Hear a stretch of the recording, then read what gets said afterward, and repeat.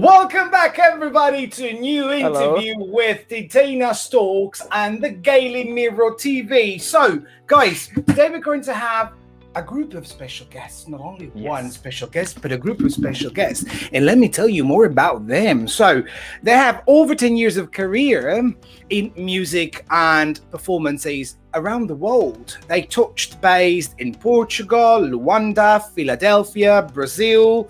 Last year, they actually won the Festival da Canção in Portugal, and this year they're touching base in the Netherlands, where actually they have already touched base because the story of the song they're talking about, they're singing on that stage in Eurovision Song Contest, which is Love Is On My Side, is in a way connected to the Netherlands. Ladies and gentlemen, please help us welcome the Black Mamba from Portugal. Woo! Hello guys, welcome. How you doing? Great. So how's the atmosphere there in Rotterdam at the moment? Great. A little bit stressful because of the restrictions regarding. Oh, I can imagine. Oh gosh, it must not be fun, right? We are managing to have some fun by ourselves. Okay, well, you're in a group, you're all friends, so that's nice anyway, right? Yeah. So, guys, let me ask you this. How much has Eurovision so far met your expectations for this big event? I guess we weren't very aware about Eurovision reality. Some of us, most than others. But I think it surpassed our expectations. That's the word I would That's say. great. That's great. So over your expectations, which is good, even with the restrictions, and which is very difficult at the very moment. We actually knew of some of the delegations who could not attend the turquoise carpet, which instead you attended. And let us tell you that you were so stylish. So congratulations, really much. We liked your style. So guys, first of all, let me say hello to everyone. I didn't have a chance to say it before, and congratulations for all your achievements and your great song. It's just amazing. You're bringing a complete different style to Eurovision. We really appreciate that. So my question is, you're bringing to Eurovision something that Portugal has never really brought before. Less lusitanity, if we can say, and a bit more English song. So you won Festival da Canção and you decided to represent Portugal in Eurovision. But do you actually think that your song and the style of your song is the right song for Eurovision? I guess not. It's our style. We had to be faithful to what we believe. I guess it wouldn't make any sense to change our style to fit in Eurovision or somewhere else. I guess the diversity is a good thing to have in such like this, and probably will stand out because of the being so different, I guess, and Sure. We like that. For sure.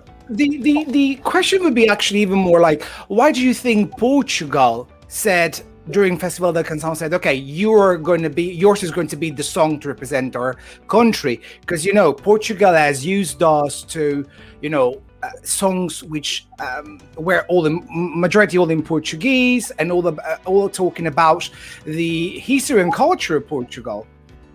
I don't know, maybe because we are really honest, really soulful while performing, and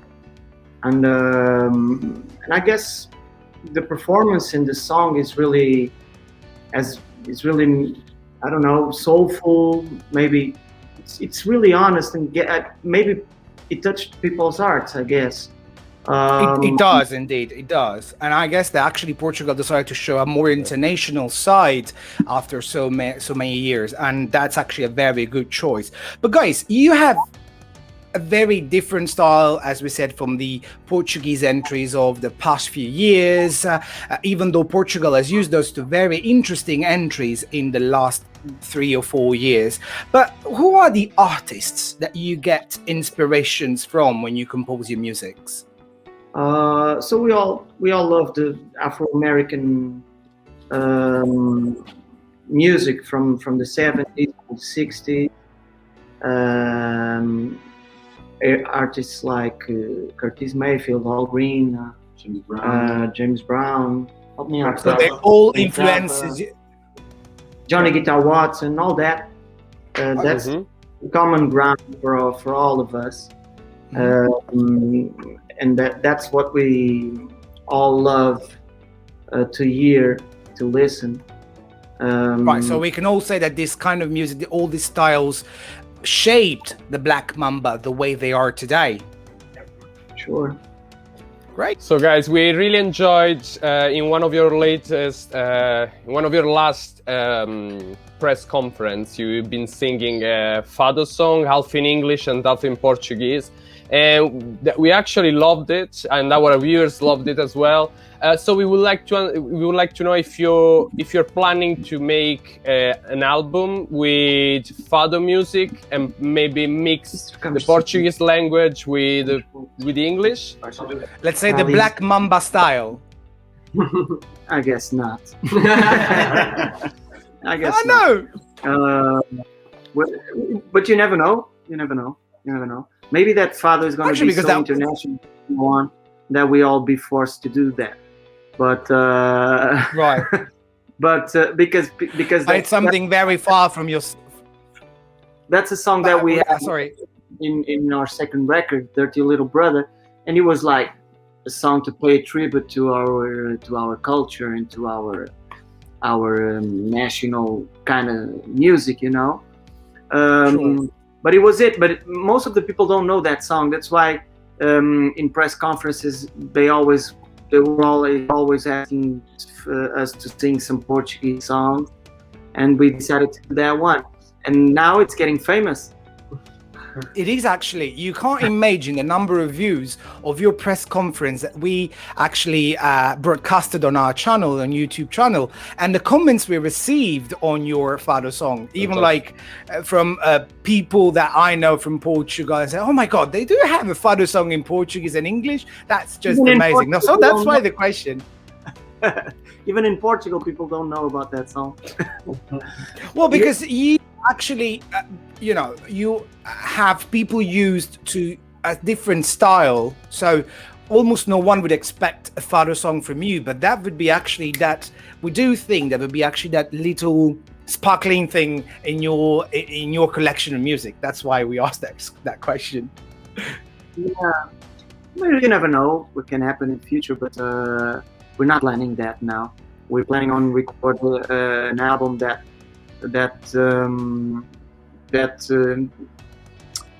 is based on some stories that we had from Amsterdam, from the times we've been to Amsterdam in 2018, including the story of this song "Love Is on My Side," because we came here in 2018 to play like a week in a row maybe, and we were based on Red Light District. So we thought it was the perfect universe to write about. We have this song coming out called Crazy Nando. It's fictitious. It makes this fictitious. It's not It's fictional. Fictional story about this Casanova, very charming guy. And it's coming out on 21st, right after we sing in our semi-final. So we can't wait. It has that kind of 70s flavor as well. So I guess it's the way it's gonna be. This next album called Last Night in Amsterdam. It's gonna be very 70s, very soulful, very funky. And then is it going to be available on Spotify, on the major streaming platforms? Yeah. It's gonna be available on at midnight, and it's gonna be available at midnight in our YouTube channel, because we're recording a video here in the hotel. Great. Yeah, it's been, that's why we're having a lot of fun. because we should. But tell us more You about know, the story why we don't. of Love Is On My Side. I mean, I know you told it so many times, but like it's Yeah. always nice to listen to it. Well, this is a story about a lady we met in Amsterdam when we came there. She was a very old lady. She got in the Bulldog Hotel where we were performing, asked us who we were, and she, briefly told us her story. And she had a really sad life. She became a street prostitute, a drug addict, and but I don't know. She always wanted to look at things from the bright side of it instead of the dark side of it. So for a person with such a sad story, a sad life, to look at things like this, it was inspiring. And it's like the message is about hope, and hope is all we need now to overcome what we do. So I guess it's the perfect message to sing here in Rotterdam for such a big audience. Yeah, of course. And is this also the reason why on your staging starts with a black and white image of yourselves to then transform into full color? Well, it starts in black and white because we wanted to pay homage to the golden years of Festival da Canção back in the 70s, 60s. Okay. That's why we are all dressed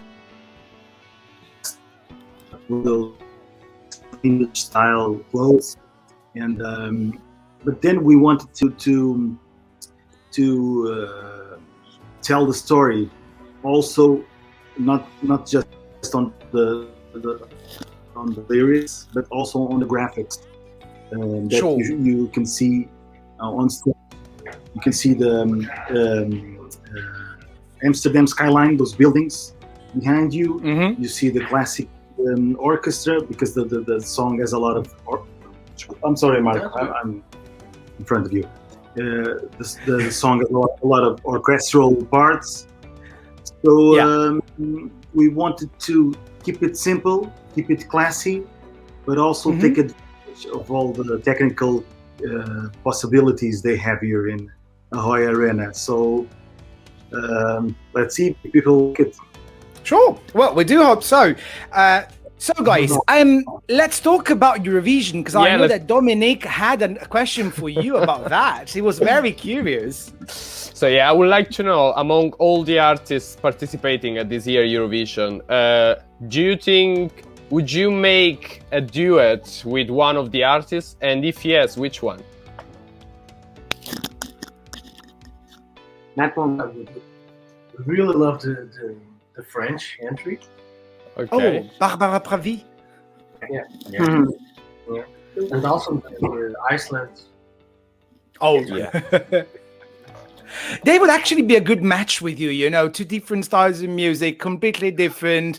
I would be so curious to see how you could actually mix and match the two styles together. That would be just great. Guys, we know you're very busy. You're live from Rotterdam. We are in the virtual press room, but we would like to ask you the very last question, the question that we always ask to all our special guests, the tricky one. So get ready. So what is the question that no one has ever asked you, but that you cannot wait to answer to?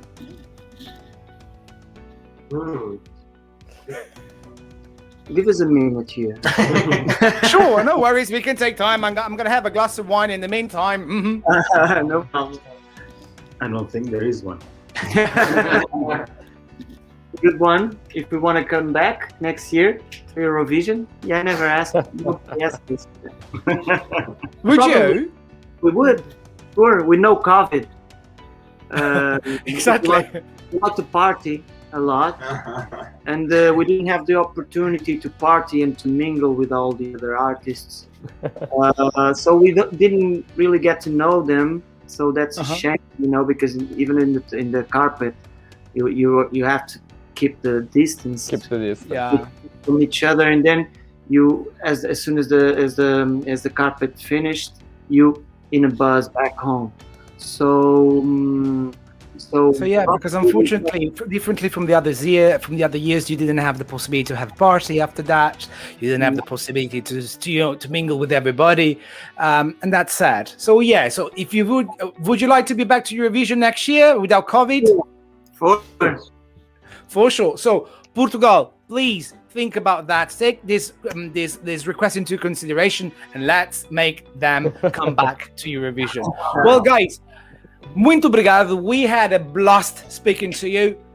Good luck for your semi-final. Good luck for your semi-final. Obrigadinho. So, guys, we're rooting for you. Good luck. Really. Boa sorte. Bye, guys. Até a Boa sorte. próxima. Tchau.